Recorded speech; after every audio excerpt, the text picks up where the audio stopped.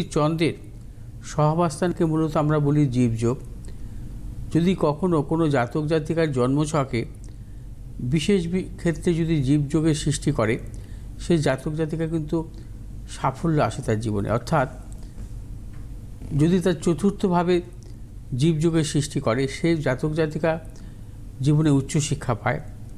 এবং পঞ্চমভাবে জীবযোগের সৃষ্টি হলে সেই জাতক জাতিকার সন্তান সুখ আসে এবং তার আধ্যাত্মিক প্রবণতা আসে তার জীবনে।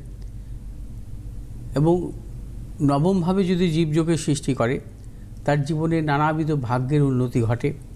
এবং কর্মভাবে যদি জীবযোগের সৃষ্টি করে, সে জাতক জাতিকা কর্মজীবনে প্রবল সাফল্য পায় এবং সম্মানজনক কর্মজীবন আসে।